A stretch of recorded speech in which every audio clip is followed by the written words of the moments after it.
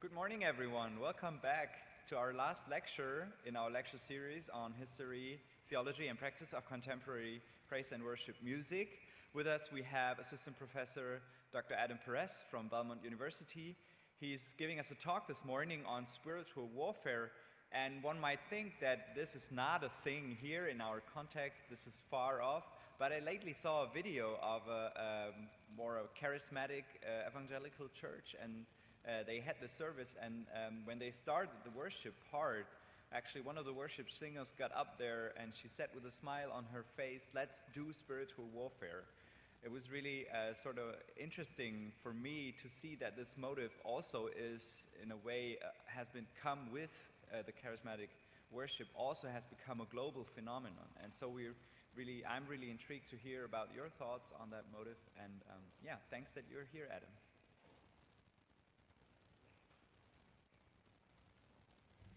Good morning. Thank you for being here again for this final lecture in our series. I'm grateful again for the chance to be with you. Rather than trying to speak in kind of broad transnational ways about the context of contemporary worship music, I thought I might offer us a kind of case study to look at just one example of how contemporary praise and worship and some of its leaders are found very much at home in a specific context, and how the spiritual and social power of contemporary praise and worship is mobilized toward spiritual and social ends. That is, I want to emphasize that contemporary praise and worship doesn't convey meaning on its own, but that its meanings are always constructed through the way that it's used, through the places, the spaces, the narratives in which it's found. Those narratives are not just spiritual or emotional or theological or even typological, as we were looking at with the throne room imagery, but they're also social, they're also contextual, also in this case political. And the case study I want to explore is about a guy named Sean Foyt. And really not just about him individually, but about a series of events that he started in the summer of 2020 and is in some ways kind of still continuing today.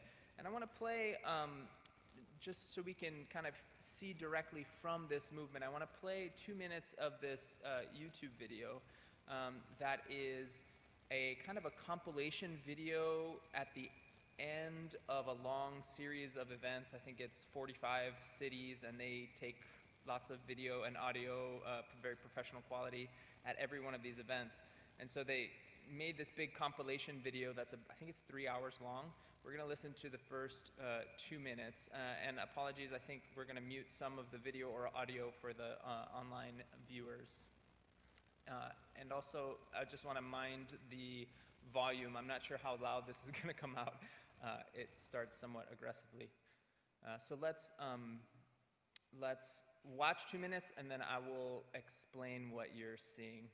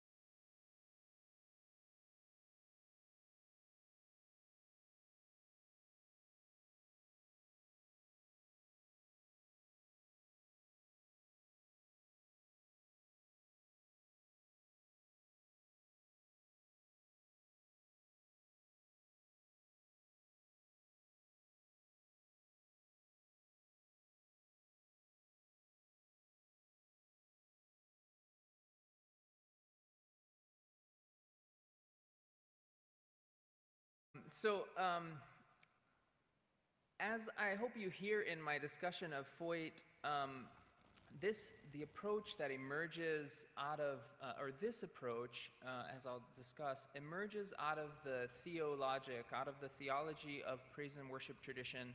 And I think this only makes sense within that tradition when you understand its theology.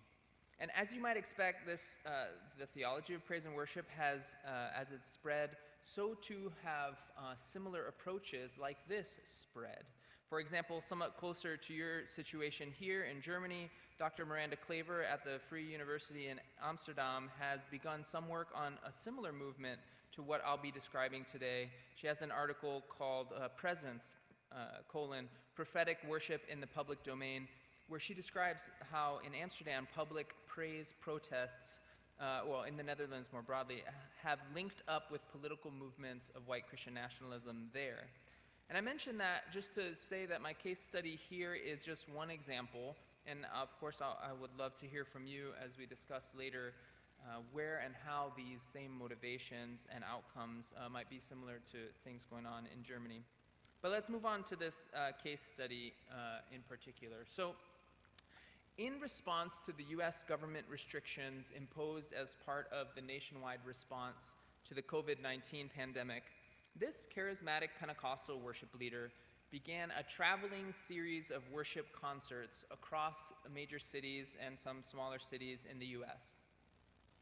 Foyt positioned these events as a kind of protest and expression of Christian religious freedom in opposition to mandated church closings that were trying to slow the spread of COVID-19. He was also motivated by a perceived double standard over government regulations. While churches were asked to close their doors to indoor worship gatherings, he felt that the government was giving a free pass to large gatherings of protesters who were protesting police violence against black and brown persons in the aftermath of George Floyd's murder. The motivation for his events have stirred up confusion among those who have seen them as a negligent risk to public health on one hand, perhaps at best only a negligent risk, and a willful super spreader event at worst. But his response is at least very intelligible, at the very least intelligible, if we still object to it, when you understand his theology of worship as built on Psalm 22:3 and the power of praise as we've been discussing this week. Through worship music, Foyt and his event attendees sought to channel God's power through musical worship, to change perspectives and atmospheres, as we've been discussing yesterday, and in particular to build spiritual and social power to help overturn government mandates that he thought were prejudicial against churches in the closures, and really altogether un-American, which is a sort of a joke about how people in the South say the word America. American. In many ways, Foyt has channeled that basic sentiment of the song from which I've taken the title of today's lecture, Battle Belongs. The battle belongs to God, and he has attempted to wage a battle, as the song says, on his knees with his hands lifted high in praise. So I want to explore how Foyt is representative. Also, how would you say his last name in German? Okay, yeah. I don't know why he pronounces it Foyt, but that's how he pronounces it, Foyt. Like F-O-Y-T, Foyt. So I want to explore how Foyt is representative of both the ever-increasing pull toward the political legacy of the American South and the increasingly intertwined reality of so-called conservative politics in the US with contemporary praise and worship theology and culture. Foyt's story is one rooted in a particular social, political, and spiritual imagination. So rather than see Foyt and his worship protests as somehow idiosyncratic or unusual, I want to suggest that they follow from the spiritual and social trends embedded in contemporary praise and worship, and vice versa. They're very, we could have predicted this in a certain kind of way. Let's address some key features here that will set the stage for us and clarify some elements of American, U.S. Christian nationalism, as well as nationalism more broadly. So the first question really is, why were government restrictions politically and spiritually problematic for Foyt and for, by extension, praise and worshipers? Why did the COVID-19 mandates for churches to not meet indoors any longer, why was that particularly problematic for their worship theology? For those of you who have been attending these lectures, you might be able to guess that the government restrictions on congregational gatherings were received by praise and worshipers as a challenge to that fundamental religious act of encounter with God through congregational singing. With that assumption as one of his really only tools in the toolbox of worship theology, he and others interpreted this as a direct challenge to Christianity as a whole. And notice the linking of Christianity and praise and worship. This is the right way. This is the thing that is being restored to the church. It became a conflict between government mandate and biblical mandate. As I've been suggesting in this series, for Foyt and praise and worshipers, the Bible is seen to command praise as the defining characteristic of Christian expression. To place limits on that praise was interpreted as an affront to Christian religious freedom, to practice Christianity in the right way. Now, religious freedom is an important term that we can't entirely unpack here, but for the political context of white Christian nationalists in the US, like Foyt, I want to acknowledge that these folks see the religious expression of Christians as uniquely provisioned and protected in the U.S. Constitution, the founding documents of the U.S. as a country, as a nation. White Christian nationalists see the U.S. as fundamentally a Christian nation in its origins, and consequently see Christianity as its truest and fullest identity as a nation. Government mandates against that core expression of praise and worship as sung praise is, by extension, like I said, un-American, and thus it's a political issue. This perspective syncs up with the broader context of Christian nationalism's historic connections to what we call Republican politics, also in the form of resistance to actions by central governments. So not just the federal government, but also perceived overreach of power by any governors or mayors.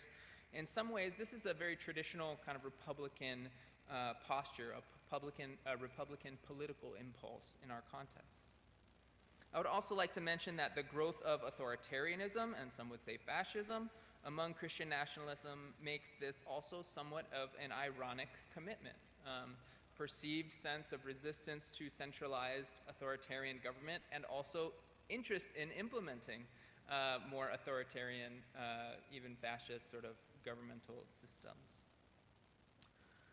So Foyt he promoted his anti-lockdown events as a Christian response to what he called the spirit of fear that he believes has caused many churches to wrongly shut their doors during the pandemic, for churches to actually follow these government mandates.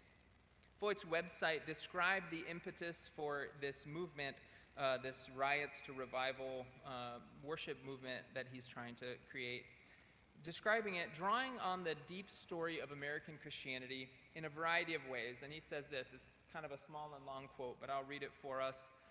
The fervor to worship God free from government edict and societal persecution drove America's earliest settlers across oceans and wild frontiers.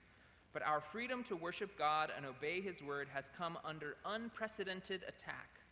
Powerful politicians and social media giants have engaged in uncharted abuses of religious liberty, silencing the faithful, banning our voices, and outright attacking our God-given right to declare his goodness. States across America, including right here in California, have shut down church services and even outlawed singing in church. It's time for the church to rise up with one voice and tell our government leaders and the rulers of big tech that we refuse to be silenced, end quote. You can hear in this some classic tropes, what we call dog whistle politics, regarding perhaps unique theology in the US of manifest destiny of the early settlers, colonists of the U.S. We also hear the myth of the founding fathers of the U.S. And myth that they were Christians, which is only partially true, and the sense of embattlement and imagined persecution that white Christians in America expect to experience, despite, of course, their outsized power and influence in culture and politics.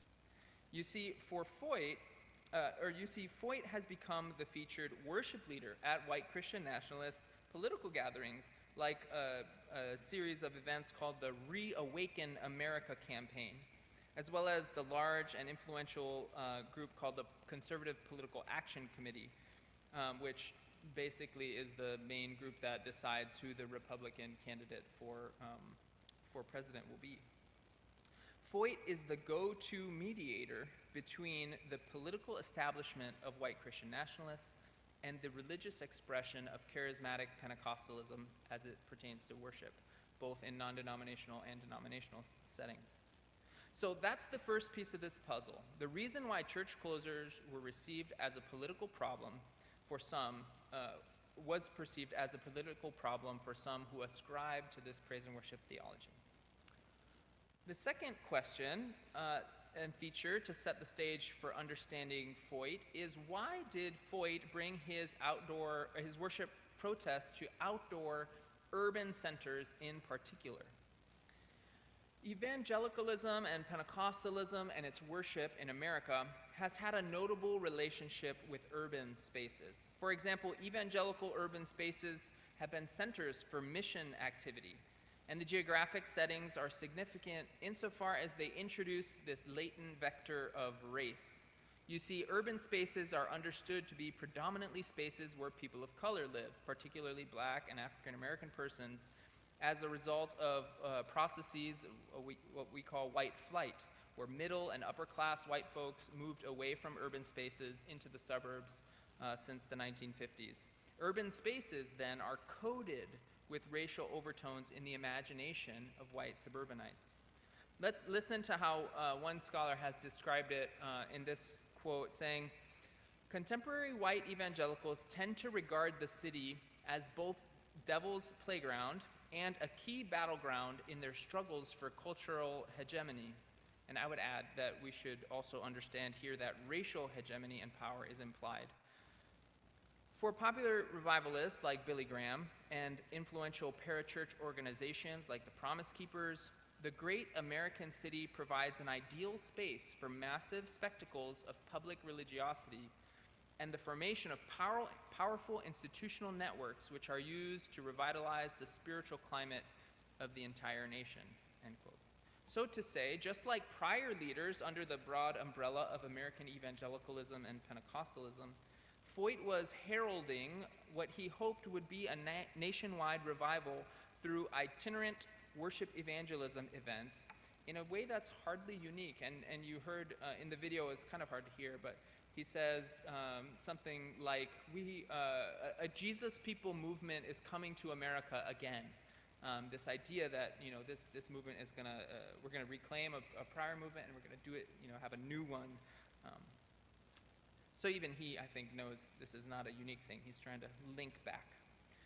And note how this researcher names that what is at stake here is cultural hegemony, or white dominance in the broader culture, white evangelical values in a broader culture. So a quick aside here, since, of course, I'm the resident praise and worship history nerd for the time being. Within the history of contemporary praise and worship music, worship concerts in public urban spaces have become somewhat commonplace, at least since Graham Kendrick's Praise March movement in the late 1980s and early 1990s. I understand a number of these happened in Germany as well. Though Kendrick is from the UK, his books on praise marches through urban centers became standard material among US evangelicals, and as well here. Many will remember the song that takes its name from the iconic chorus by Kendrick, "Shine, Jesus, Shine." This song was written really for this Praise March movement. The Praise March movement took praise and worship into the streets in the form of a kind of parade. These marches were an expression and extension both of the lordship of Christ and also a mechanism for spiritual warfare in the city, which we'll return to in a moment. As the practice of praise and worship was becoming visible and mainstream among American Christians at large. And of course, public events like these, praise march, parades, these also position worship leaders in an increasingly prominent and visible role as public religious figures, alongside well-known pastors or other cultural commentators. A visibility and cultural capital that Foyt is especially interested in. Now, in our particular case, these outdoor urban spaces are the same spaces that saw a groundswell of public protests in the early summer of 2020 in response to the murder of George Floyd by Minneapolis police officer Derek Chauvin. It was a flashpoint in the uproar related to that and other contemporaneous police-involved shootings of Black and African American persons across the U.S. Just as churches were being told to stop indoor public worship services because of COVID-19, outdoor gatherings for protests over racism were ramping up and were mostly not prohibited by government officials, not regulated. This was problematic for two reasons. First, protests, as particularly under that name, protests and protesters for many evangelical political conservatives are generally viewed as morally spurious or suspicious, perhaps given their problematic and sometimes confusing confidence, evangelicals sometimes confusing confidence, that governments are ordained by God. So you can see how this would be a problem. If you protest the government, but the government is ordained by God, but it's confusing because then also if the government is the thing that's being, is the one that's in the wrong, there's some confusion there.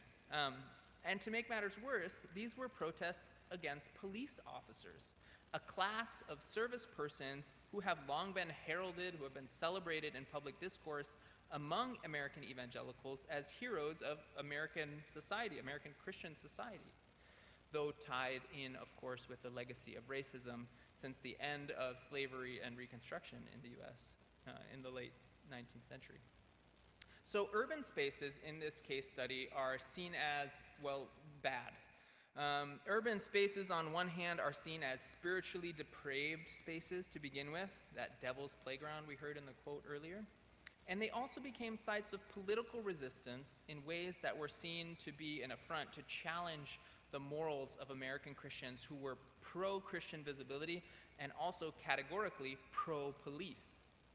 With this bit of geographic and political framework in hand, I want to explore how worship music works or is expected to work in these worship protests in these urban centers, and why worship music in particular became the avenue for white Christian nationalist resistance in this case. How does worship music do spiritual and social work that reinforces and reinscribes these particular prejudices? So one other thing is true about many of the urban spaces where Foyt led his protests. They are also places where political power is symbolically or actually located. If for Pentecostals, praise and worship, and for charismatics and praise and worshipers, if praise and worship is about accessing and encountering God's presence, it's also about accessing God's power. When God is present, God acts powerfully and responds to our prayers. Psalm 22:3, we learned in the German Bible, it's Psalm 22:4. Okay, this is a more important change. Psalm 22:4 in German, but Psalm 22:3 in our English reading is this is seen as a promise.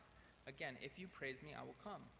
Many Pentecostal preachers, teachers, and theologians over the years have highlighted that theme, the sense that God's powerful presence is also magnified through one of the dominant images invoked in praise and worship, that of the enthroned kingly God, as we discussed in a previous lecture. That is, God has or should have political power above all, and service to this heavenly kingly God should supersede, should go above and beyond any allegiance to an earthly king, if you think of that as a type, any president, any mayor, any governor, any political figure. I think a good impulse in general, God, we should serve God above other leaders, though it seems, perhaps a little bit tricky, confused in this context. Consider, too, this historical example of I think a pretty representative teaching by a guy named Barry Griffin, who is a Pentecostal pastor and a conference leader at that International Worship Symposium that I mentioned was key in the 1980s for sharing praise and worship teachings. Griffin taught that, in this conference, he taught that when ancient Israel restored the practice of praise and worship, as modeled in David's tabernacle, of course, the nation experienced, quote, spiritual, moral, and military blessing. The direct implication here is that if we too restore praise and worship to the United States, for example, in the present day, we can receive those same national blessings. Of course, a place like the Capitol in Washington, D.C. is both an urban space, so it's coded in the ways that urban spaces are coding, but it's also the political center of the U.S. In the present day, when Foyt brought his events to places like, for me, the steps of the courthouse in Nashville, Tennessee, where I live, and culminated the original series of events on the green area in front of the Capitol building in Washington, D.C., he was foregrounding this sense of accessing God's presence and power to change the political situation. Indeed, the prominent Pentecostal preacher at Foyt's event on the Washington Mall in this Washington, D.C. area, a pastor named Jensen Franklin, invoked a theology of praise and worship to rationalize the potential power of that event. Franklin, I want to talk about his sermon for a moment. Franklin began his sermon by telling this gathered crowd at the Capitol, I don't know if you understand, quote, I don't know if you understand how powerful what we're doing is right now, end quote. And so thinking about the power in particular, Franklin then invoked the tabernacle of David, but in an interesting way, using Job chapter 36. And that text's use of the water cycle of, rain and, I don't know, all these words, precipitation, condensation, evaporation, the way the water cycle works. He used the water cycle as a metaphor in really an example, a brilliant and compelling craft of preaching on the theology of praise and worship. And here's what he says. He says, if you want to know what the noise of the tabernacle or praise and worship is all about, you have to understand that it's about rain. No worship, no rain. Little worship, little rain. Rain represents the Holy Spirit. Rain represents righteousness. Rain represents revival. Rain represents miracles, signs, and wonders. Rain is what we need in America and in this world. There are 9 expressions of worship in the Bible that are invisible vapors that create clouds. And he goes on. Sorry, I don't want to show you that yet, but he goes on to lead the crowd in these short acts encompassing 9 verbal and bodily expressions of praise that he alluded to. The object of offering God these praises, Franklin told the crowd, was to cause a precipitation of God's presence and God's blessing. Their acts of praise are like water vapors going up into the heavens until, quote, the cloud gets thick and the rain falls. Accessing God's power in this way is important for doing spiritual work both in the individuals and out in the world, in the community. At the climax of this short sermon, Franklin powerfully exhorts this cheering crowd. And he says, America needs a washing. America needs a river. America needs rain.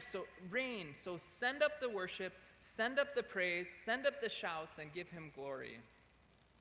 By coming to the Capitol for this worship music event, Foyt and Franklin are suggesting that worshipers are preparing for the release of God's power that focuses on the symbolic center of power at the U.S. Capitol and extends from there across the U.S.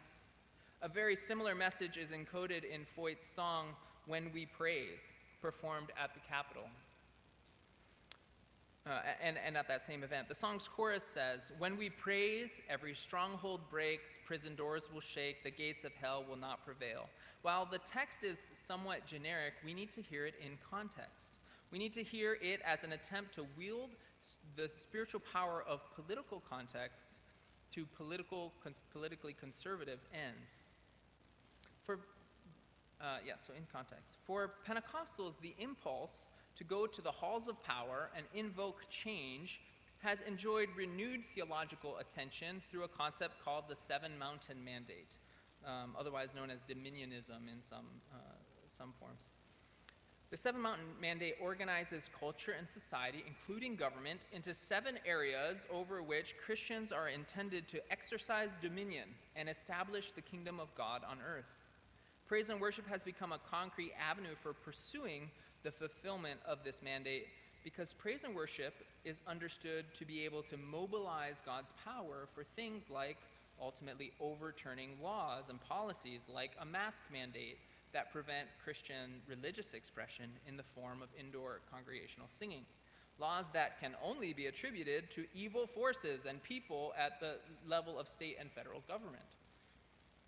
So that's one piece here. While Foyt highlights that his worship gatherings are primarily protests against restrictions on church gatherings, his rallies have also been held in places like Portland, Oregon, one of the states, Minneapolis, Minnesota, and another state, Kenosha, Wisconsin, these cities are also sites of prominent Black Lives Matter protests that eventually turned into kind of conflicts with police. These urban settings are important to Foyt, because they reveal a spiritual disturbance at work prompting the protests, not to mention that those places also happen to have greater attention from the media because of those conflicts. So they're more visible spaces as well. Notably, Foyt's early description of his worship protest used the tagline, "Riots to Revivals."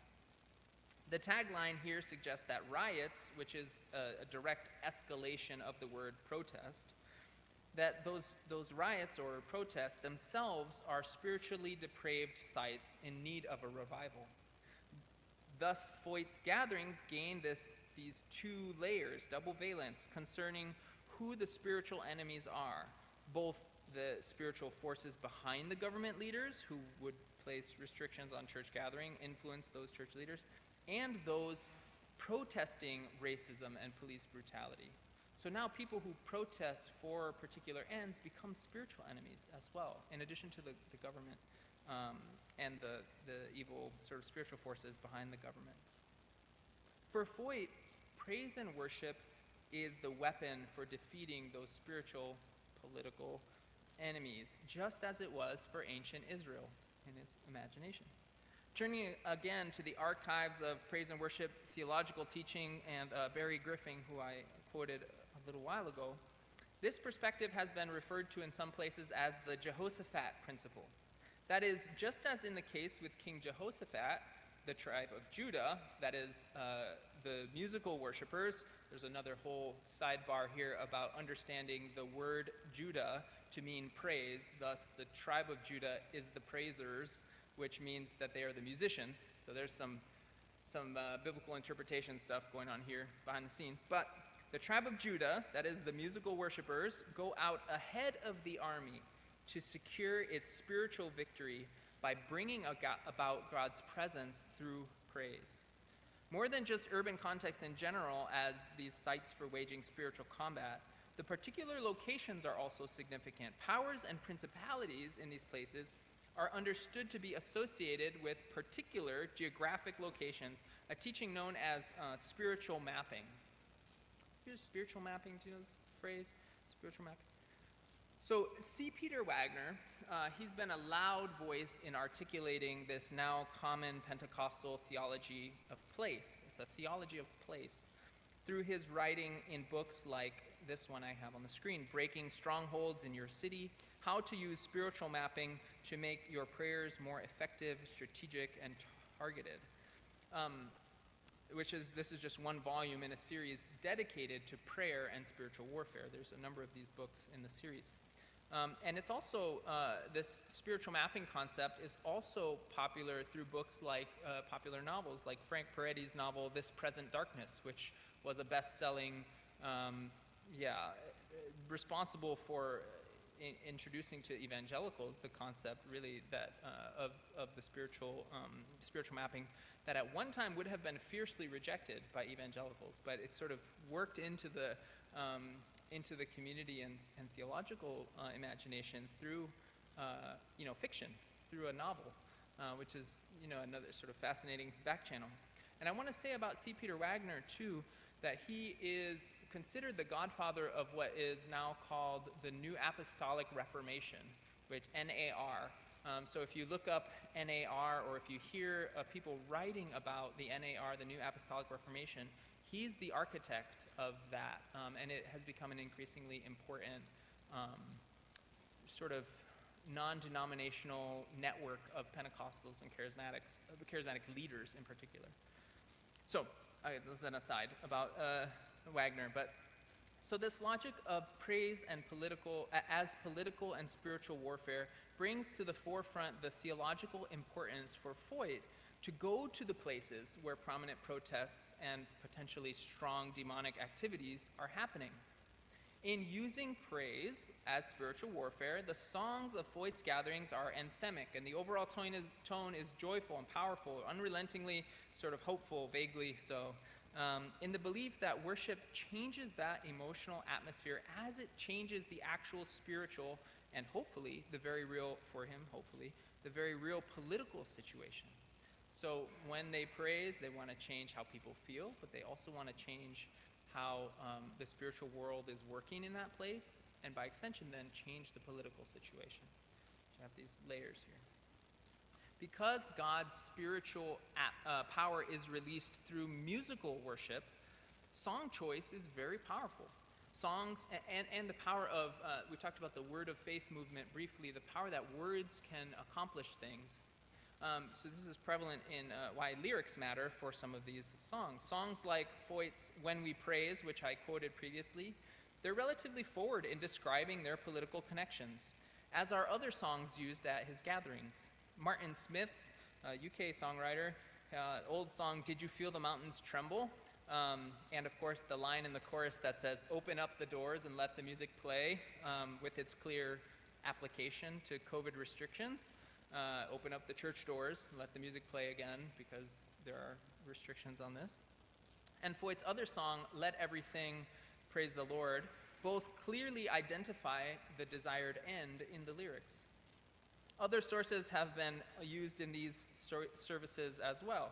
One popular anthem that was sung at Foyt's and other recent gatherings is the song Great Are You, Lord, a song by the group All Sons and Daughters. In this worship protest context, remember the context is important, the line from the chorus, it's your breath in our lungs, so we pour out your praise, becomes a clear and defiant cry against these government restrictions on congregational singing and mask mandates, while to the keen listener, you can also hear a veiled reference to a line that has become infamous because of George Floyd's tragic murder, that line, I can't breathe.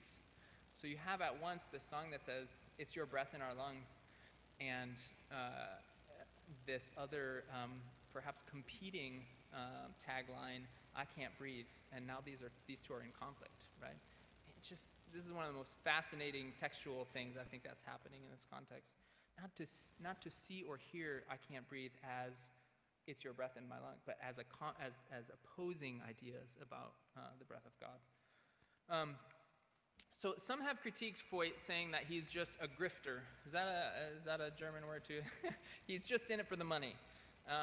And to be clear, he has been noticeably enriched in the last few years since he emerged in this kind of political, social situation. He's bought 2 new houses, properties worth a few $1 million each.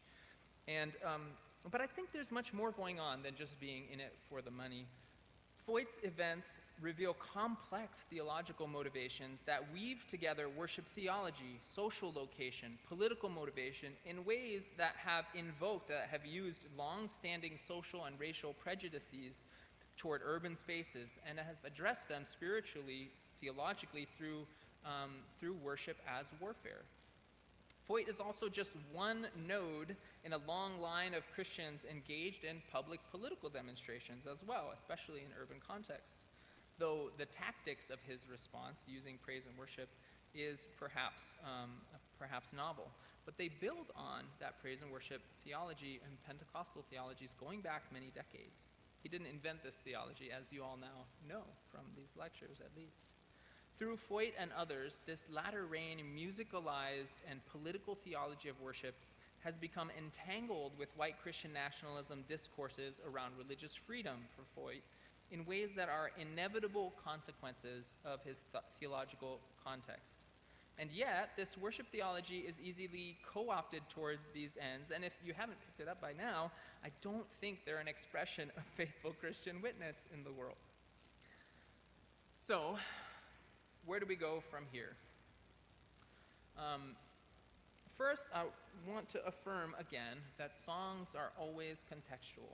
How do we tell stories about the songs we sing so to situate them in a context that might resist some of these problematic associations? I have trouble now singing that song, Great Are You, Lord, because my personal context has emerged of researching and writing about, I touched the podium, that was the problem. Research and writing about Foyt's worship protests.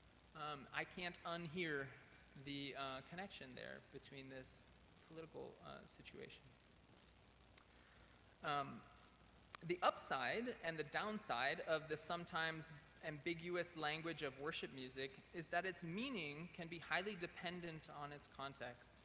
So many songs, but not all, are able to take on different meanings depending on the stories we tell and the situation in which we offer those songs. So as worship leaders or pastors, how will we shape the context in which we wield the spiritual and social power of singing contemporary praise and worship songs together? How will we choose to use them and convey new meanings, perhaps, or shape their meanings in context?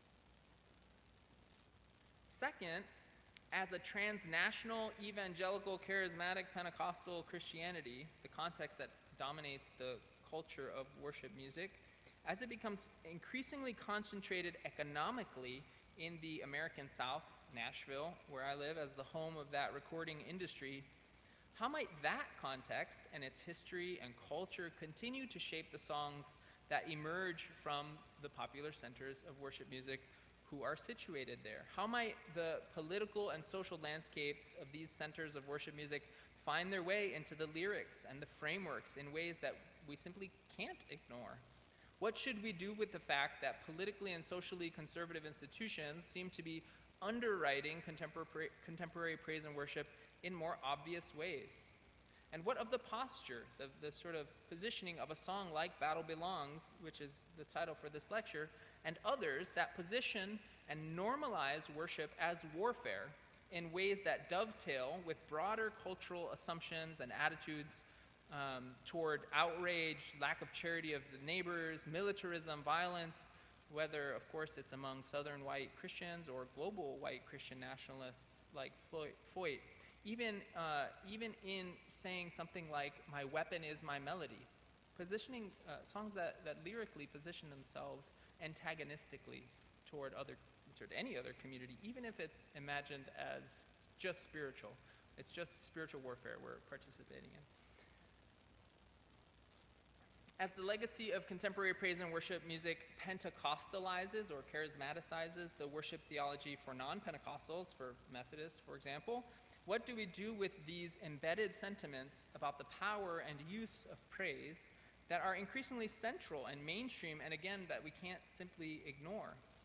As I asked in my first lecture, I want to ask again, what do we do if we don't believe either that basic sentiment and assumption of those latter-rain Pentecostals that Scripture teaches that we can access God's presence reliably through praise and worship, or, on the other hand, that praise is a vehicle for spiritual warfare, another kind of Pentecostal sentiment? Is it possible, or even perhaps good, to steward, to take care of non-Pentecostal theological traditions of worship alongside contemporary worship, even as we use musical styles that are inflected or shaped by contemporary pop and rock sounds? So how might preserving other theologies of worship and traditions of worship? How might that be a companion, even a sounding board or a rails along the side to keep us in the right? Finally, I want to suggest to us that one way, at least, of resisting some of the problematic associations of worship music here is by exercising a bit of epistemic and spiritual humility. Though we can and should work toward what we understand to be God's imagined future and the capital G good in the world, we should be careful not to be overconfident about what and when God will bring that good to fruition. We don't and can't control God's power, and we should be humble about what we think God's plans are and when God will fulfill them. We need to practice some epistemic humility.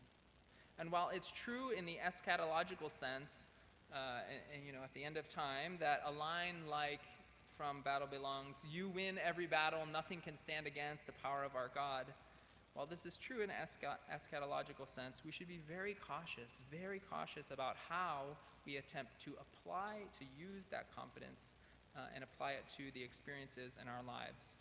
Are our enemies, who we would wage spiritual warfare against, indeed God's enemies? Are we as confident in the every and always as songs like Battle Belongs seem to imply?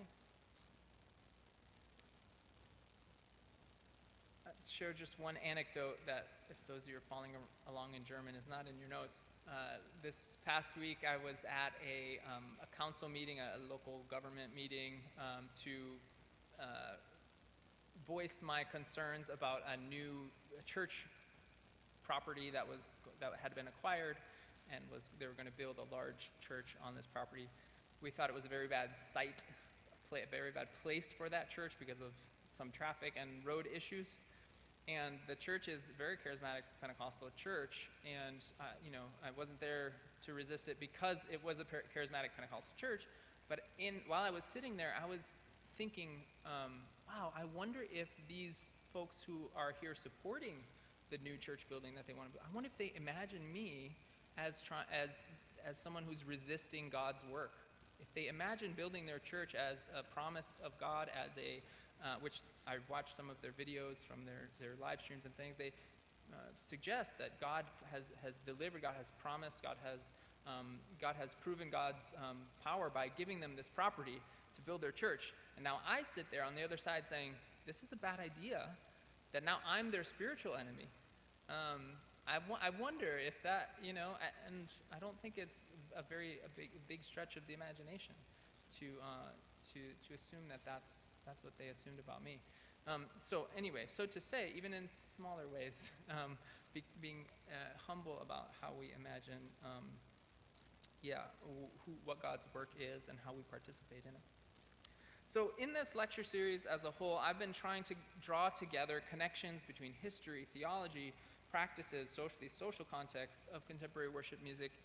And if anything, I hope you've come out of this series with a sense that understanding contemporary praise and worship can't be reduced. It can't be, we can't shrink it down to just the lyrics or the style of music, but that it has a history. It's rooted in an eschatological imagination, that it shapes our emotional bandwidth for engaging with God, and that it's enacted, that it's performed, that it's practiced in deeply contextual ways, sometimes very problematically so.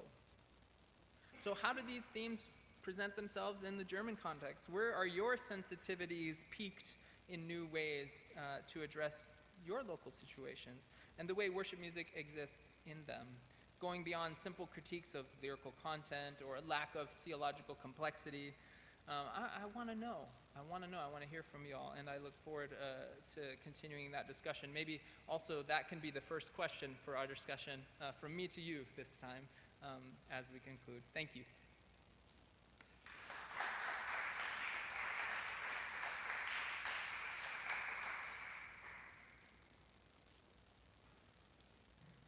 Yeah, thank you very much, Adam, for this case study. That is very interesting for us because I think most of us never heard of Jean Feucht. So it's really interesting for us to hear about such stories because it shows something about like how worship is used also in the political arena. So, questions from the audience, but also, of course, it worked very well. You can chat with our technicians. You can also post questions online, and we can share them here. So, yeah, because you asked for our sensibilities, I'm going Yeah. to start there. Thank you. As a German, I remember driving through the US and seeing American flags all over the place. Very large ones. We're very proud of the size that we can make a flag. Yeah, and you probably saw some German flags around right now, maybe. I don't But if actually you think did- I've seen any, but yeah. If you did, then you saw them because right now there's a football match going on. Sure, And that's sure. the time when Germans bring out their flags and it's okay. Sure.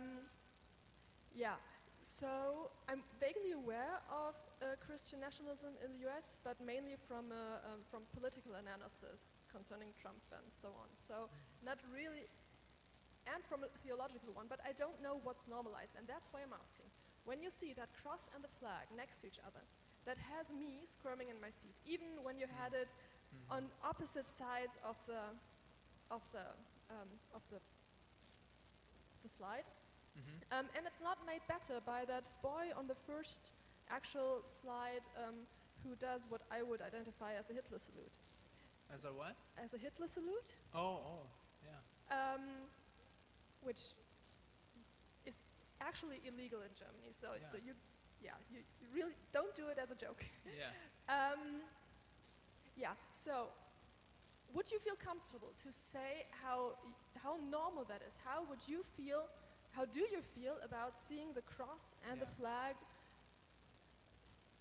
Oh, yeah. somehow next to each other? So actually, the reason that I made the slide this particular way is because there is a long-standing. For some, it's a conversation. For some, it's just an expectation, an assumption that churches in the front of their church will have both a Christian flag, which not surprisingly looks very similar to the American flag, but with a cross in the blue section, and then just all white the rest of it. But it's shaped the same way and uses red, white, and blue. So have one of these flags on one side of the front of the church, and on the other side have the American flag. And So many I've many seen churches, that, but many is that pastors. Christian nationalist, or is that just what you do? I mean, Yeah, so that's the question, right? So to what degree of association between these two allegiances should we call Christian nationalism? I think there's a latent, a very low level, sort of always simmering in American evangelicalism at least, but also more broadly, a very low level Christian nationalism all the time. Because in our history books, they mostly teach the founding fathers were Christians who wanted a better wanted religious freedom from Great Britain. I mean, very narrow sort of interpretation of the founding of our country, but also portraying the founding fathers, the people who wrote our Constitution, as doing it out of a Christian motivation somehow, or the idea that they were Christian leaders or something. So for many folks, it's just assumed, if not affirmed, but just assumed, Christianity is kind of the basis of our country, and then you can go up the gradations of intensity, perhaps, from there of affirming Christian nationalism. So, for example, it's July 4 weekend, our Independence Day weekend, this coming weekend. A lot of churches will sing, patriotic songs as part of the service, and they'll have, a lot of it is a Christian holiday essentially. It's a church holiday also on the calendar. Christmas, Easter, July 4. It is seen as is very common. so if you, just to clarify, because I can't quite grasp it yet. Yeah. If you went into a church for some reason and you saw a flag next to the cross, then you wouldn't think, oh shit, I got caught by Nazis, and leave. It's normalized. Very Just- normalized. I don't. So there are, of course, also, especially in the like progressive mainline, folks who are very resistant to this idea, and pastors, especially younger, more theologically progressive pastors, who get appointed to, like perhaps in the United Methodist, who get appointed to, say, a rural, a more rural countryside United Methodist church, and one of their first kind of things is like, we need to get the flags out of the sanctuary, you know, like, but that's also like, it takes a lot of social capital. You have to use a lot of social capital to make a shift like that in some of these places. Not of course, not everywhere, but it is a mainstream. I would say it is one of the mainstreams to have these kinds of, just the basic assumptions, representations. Yeah. Ich formuliere meine Frage wieder auf Deutsch. Ich war bei Feucht auf der Instagram-Seite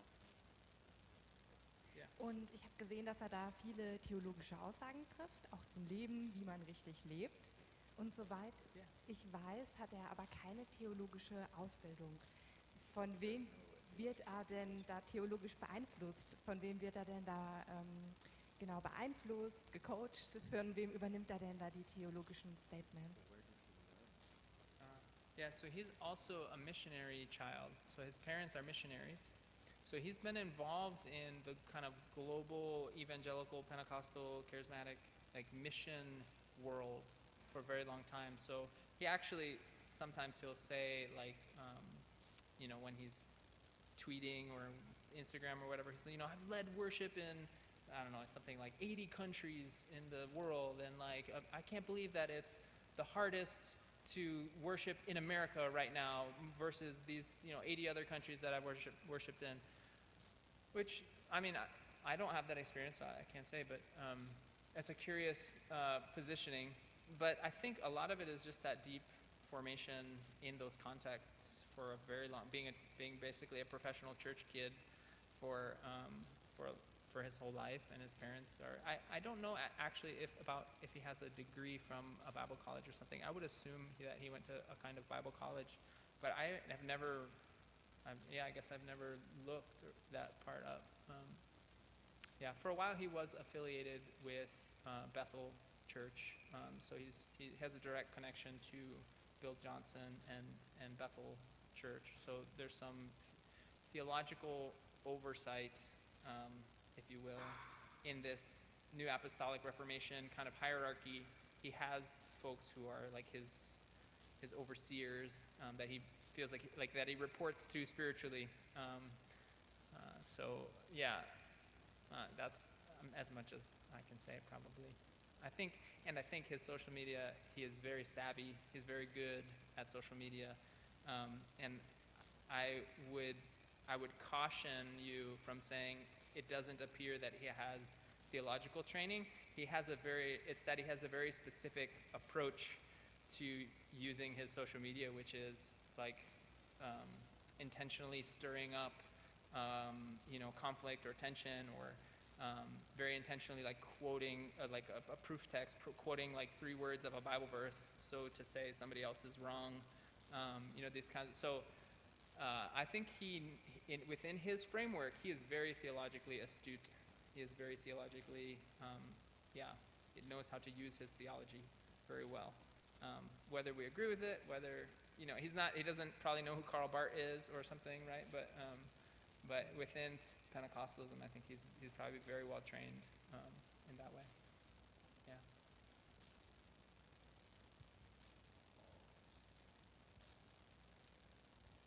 Just a quick question to follow up on that. I was curious about to hear, now you mentioned Bethel Church. I was wondering you said there is a relation. Can you describe where you would say are the overlaps in terms of content? Also maybe to other churches like Elevation, or, I mean, there are those like big mega churches that are very influential in terms of the worship we practice.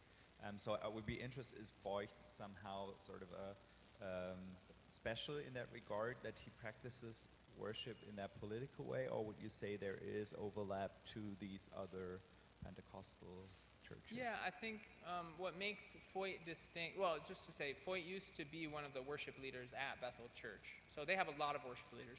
So, you know, he wasn't like up there every week, but he was one of the worship leaders at Bethel Church in Reading. And Bethel Church is not like Hillsong. They don't have a bunch of locations. It's just Bethel, Reading. I think now they do have some sites, but it's not that like big franchise model like Bethel has, or like Hillsong had, past tense, I guess. So he was a worship leader there for a while, and he lived in Reading, where Bethel Church is, for a while. So he's just in that waters. He has another film that he calls a documentary. It's a film. And in the film, early on in the film, he does an interview with Bill Johnson, who basically says, yeah, like the things that Sean Feucht is doing are so important and so valuable, and very much affirms him, though the church has said, we're not formally affiliated with him. So like, don't assume, any bad press, they always sort of hedge. Well, yes, he used to be on staff, but he's not anymore. Or he used to be one of our worship leaders, but he's not on our staff. And, so we're connected. But anyway, so these networks of Pentecostalism are, that's how they work. Are you asking about theological overlaps? Yeah, so there's a lot of, I would say as far as just specifically worship theology, there would be maybe like just this basic set of assumptions about praise and worship that are shared, about presence, about power, about how we might use music, popular music, assumptions about popular music. But then as you get kind of deeper, they find their own kind of voice a little bit. So Bethel has been known for being more overtly Pentecostal, or overtly engaged in like the spirit kind of work, if you will. So spiritual warfare is like much more familiar or common in Bethel worship songs and settings than Hillsong. I mean, they're sort of generically charismatic. Bethel has a college of supernatural ministry, for example. So you can go there and learn to do spiritual work of some sort, supernatural work, that's the idea. Heal people or whatever. Hillsong does not have, they have a Hillsong college, but you can study to be like, you can get like a biology major at Hillsong College. Like it's not the same kind of thing. Of course, people mostly go there for worship, but they're, they're an accredited college as far as I understand. So you have that. And then something like Elevation Church is more, they're charismatic, but they're more, the volume is turned a little bit down on the expression of the spiritual gifts. And so very much still charismatic and would affirm all those things, but that is not the foot that they put forward. They have, I think, a bigger connection to American evangelicalism than, which is not as overtly charismatic in their worship as some of the others. So yeah, they kind of have their own flavors, but a shared core repertory, I think. Yeah. Thanks, Franz. Zunächst einmal herzlichen Dank für diese politischen Hintergründe. Das hilft mir zu verstehen, wie die Verschwörungstheoretikerin in meiner Gemeinde tickt. Das hat nichts mit Lobpreismusik zu tun, aber sie orientiert sich sehr stark an dem, was sie im Internet findet aus diesem Bereich. Jetzt eine Perspektive nicht aus Deutschland, sondern aus Österreich mit anderem konfessionellem und politischem Hintergrund. Religiöse Demonstrationen im öffentlichen Raum, das gibt es österreichisch gesehen mit der Fronleichnamsprozession. Corpus Christi. Corpus Christi. Auf dem Land funktioniert das ganz traditionell, das geht. In der Stadt ist die Säkularisierung so groß, dass Fronleichnamsprozessionen in der Öffentlichkeit nicht mehr funktionieren. Das ist nur noch Kopfschütteln. Wo aber öffentlich demonstriert wird aus religiösen Gründen, das sind die Märsche für das Leben. But where there's religious Anti-Abtreibungsmärsche. Oh yeah, yeah. Und da verbindet sich Rechtskatholizismus mit Evangelikalen. Their right-wing demonstrations are combined with conservative ideology. Und es gibt gleichzeitig im Katholizismus eine charismatische Erneuerung, There has been a charismatic renewal in the Roman Catholic Church. wo sehr viel von dieser Lobpreistheologie übernommen wird, A lot of this worship theology is taken over. aber sich dann eben mit diesem früher staatlich verordneten Katholizismus verbindet, der eine ganz schwierige Mischung ist. Sort of intertwined with this state Catholic Church. Und der in normalen Bevölkerungskreisen sofort auf Ablehnung stoßt, weil die Verbindung von Religion und Politik in einer Art und Weise geschieht, die an die schlimmsten Zeiten erinnert. But the wider population would advocate separation of state and church. Also- That way also because of historical background. Zeiten der Gegenreformation, wo dann protestantischer Glaube verboten war und zur Auswanderung geführt hat. Protestant faith was within the Also das wird in Österreich nochmals ganz anders gewesen. This is relatively different. Und noch eine dritte Bemerkung, was die Kontextualisierung betrifft. In Sommern wie diesen lese ich die Zeile Did you feel the mountains tremble? In einem Land mit Bergen, wo nach jedem Starkregen wieder ein Teil der Berge herunterkommt. She reads the phrase, the mountains tremble in this season very different. You have the ecological crisis and like Also, water coming down the mountain. Die Like very Klimakatastrophe wird diese Lieder kontextuell nochmals ganz anders verändern. So the climate crisis there,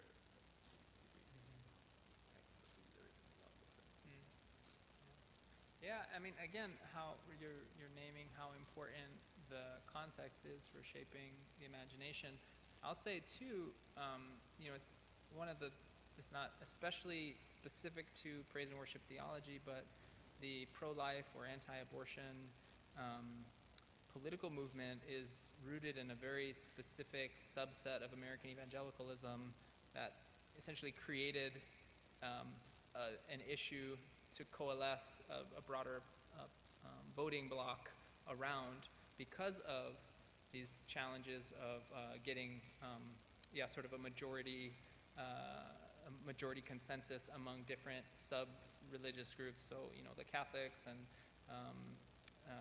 certain ethnic Protestant churches and things like said, how do we get all these people to vote for our Republican leaders? They actually strategize, what's an issue that we could get people to change their views on, because who's going to say no about this? Let's create abortion as like the central platform.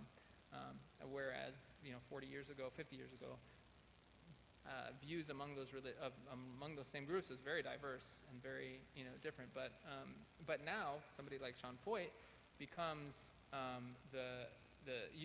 sort of takes that political position and puts it into worship by writing songs. He has a song called Imago Dei, right? So he writes a song about the image of God to say we're pro-life, which happens to be also a political position, but also you use this song as worship. So you get this kind of, you don't just talk about politics and do worship, you do worship as politics. And of course, the song has very interesting lyrics, including an idea of the sort of pre-existence of the soul with God before conception. Some like kind of stuff that you think the theological training question, like, does he know what he's saying? Like, does he know what he's kind of getting into by invoking these ideas or not? I'm not sure, but doing worship becomes doing politics. So, and the same thing with Corpus Christi festivals. I mean, those are always also political. Anytime you take religious rituals out into public space, I mean, it's unavoidably political in the sense of the definition of politics as the polis, as the way that we live our lives together, as the way that our society is kind of constructed. So, Yeah, that's an interesting shared counterexample from a different context, but doing similar work probably, I would imagine. And what do you say about the climate crisis? Oh, yeah. And Yeah, the I new don't think they hear it. I mean, it's interesting. That's all I can say, really, that you're noticing that. Yeah, being aware of, or even just acknowledging the issue of climate change is not. You can't do that in Pentecostal evangelical settings, really. No. We have, for example, a very popular and famous and influential person named Ken Ham, is his name, and he is basically the theologian or like the biblical scholar that is at the center of creationism, young earth creationism, and he actually, I feel like there was an event where he was there, a guy named David Barton was there, I think maybe Foyt was also there, a pro young earth creationism event, but Ken Ham is like the theologian that people turn to for like, constructing this young earth creationism. You can't be mainstream evangelical and affirm anything other than young earth creationism. And it's especially, like, we have even like a place called the Ark Experience. That is a theme park, I guess, a large recreation of the Ark with like live action, like actors who like play out stories, and like you can walk in and like see all the different animals, and not historically, critically sort of founded for sure, but Ken Ham is one of the kind of theological architects of how do we keep this theological topic in folks' imagination. So they have, for example, this summer they have I believe 40 days of worship and contemporary Christian music concerts at the Ark Experience. So you see how these things are kind of like, now it's not just the Ark Experience where you go and learn about young earth creationism, it's also the place where you go to have entertainment and worship around, at a essentially a holy site now, a place that you would take a pilgrimage to, even though it's like a theme park essentially. So again, the tying together of these kinds of themes is very natural in the evangelical world. It would be interesting to hear them sing "Did You Feel the Mountains Tremble" at the Ark Experience. I think that would be I would pay money to go to that. I think. Ich habe eine Frage zur kognitiven Dissonanz. Und zwar, That's the right word. hier wird versprochen, dass Erweckung geschieht, dass Gott die Macht ergreift über das Land. Und es ist ja anscheinend nicht passiert. Also es regiert ja immer noch jemand anderes. Aber auch viele andere Beispiele. Gott bewirkt Wunder, Gott hat einen Plan für dein Leben und es passiert immer mal wieder, aber ganz oft eben nicht. Oder Waymaker, you touch every heart. Aber oftmals ist nicht jedes Heart getoucht im Gottesdienst. Also es wird permanent eine riesige Erwartung aufgebaut und sie wird ja permanent enttäuscht. Und ab und zu passiert das auch, was erwartet wird. Wie wird diese kognitive Dissonanz, also dieser Unterschied zwischen Verheißung und Wirklichkeit, wie wird der bewältigt? Werden einfach all die Enttäuschungen ausgeblendet und die wenigen Beweise, die dafür sprechen, groß gemacht?